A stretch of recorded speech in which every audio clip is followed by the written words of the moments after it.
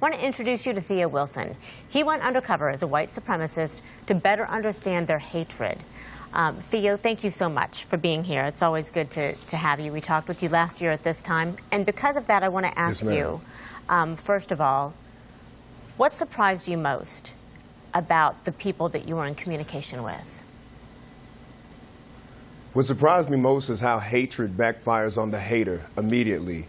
Of all the guys that were in the alt-right that I was studying and all the guys who were trolling me when I was making Black Lives Matter content, the thing that struck me was that none of them are happy, and that the emotional entanglement in white identity causes great suffering for these people in and of itself. And it comes out as rage, it comes out as anger, and it comes out as hatred. But what's most alarming was that none of these guys were fulfilled in living their best lives. And that was kind of ironic to me when I was doing my research and going undercover. Did anybody want to? I mean, what kind of conversations are they having?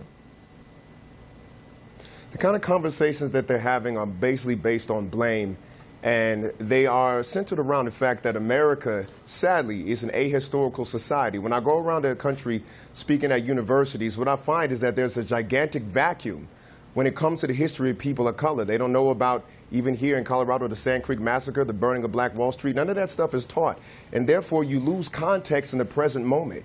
History contextualizes the now, and when you lose that, you have this vulnerability, especially in the age of the internet, of people falling for new school Mein Kampf ideas, getting rebranded as something brand new, and they don't realize how they've been baited into being on the wrong side of history yet again. So 1 year ago, we talked about this. Yes. We're now a year later. Do you get a sense that anything has changed? What I do get a sense of, and I think that this was very interesting with the Charlottesville rally, in a way, the far right imploded on itself. I remember the atmosphere in the country being as something of that they might have a valid political voice. And when Charlottesville happened, it was like, oh, no, these are the same old crazy people that white supremacy has always produced. And so I think it actually put a dent in their momentum, and it put a dent in their credibility. When Heather Heyer was killed, it showed that this violent ideology is still the same thing as it always was. It's been taking life since 1492, and it showed up as that again. And we have a right to be on edge about these rallies. There's a student activist at Charlottesville High School who said this. I believe it was in the Washington Post. She said, "There hasn't been the work to go back and reckon with white supremacy. Before we can move on and heal as a community, we have to reckon with that." How do you think, Theo, you reckon with white supremacy? What conversations need to be had?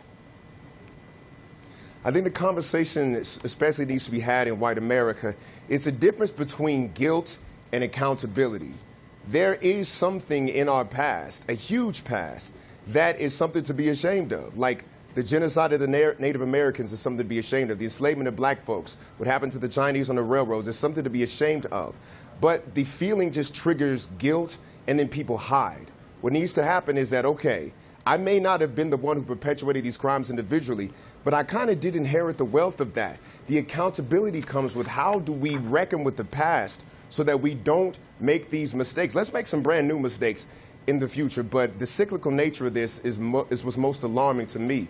You have to be able to distinguish emotionally between shame and guilt and accountability for what you've inherited. I think that's a very important conversation. Okay, and that's what is interesting here as well, because another article in this Washington Post article, another moment in it takes on institutional racism, saying, listen, it exists. Yes. They say the city and the university have not come to terms with their history of being built, enriched, and sustained by enslaved people, and remaining for much of the 20th century segregated institutions that celebrate the vestiges of the Confederacy rather than casting them aside. What do you think holds people back from that acknowledgement that needs to be made? And can you move forward without the acknowledgement? You can't move forward without the acknowledgement. We have to keep in mind, this has been an openly apartheid society. Like the enslavement and oppression of black folks was legal from 1619 to 1971 when the last Jim Crow law fell, Swan versus Charlotte-Mecklenburg Board of Education.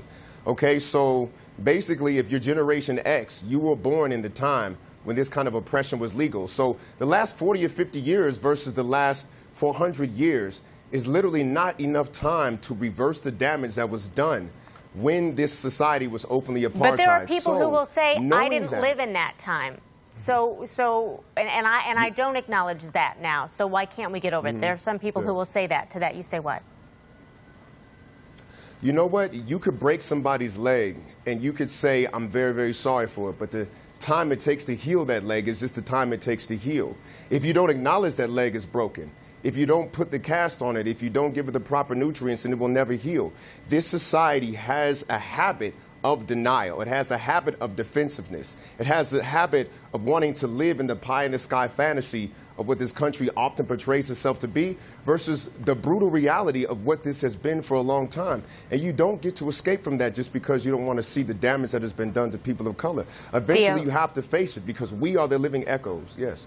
Theo, I thank you so much. I'm sorry we've run out of time, but I just want to say I appreciate you being here and sharing. Thank you for being here.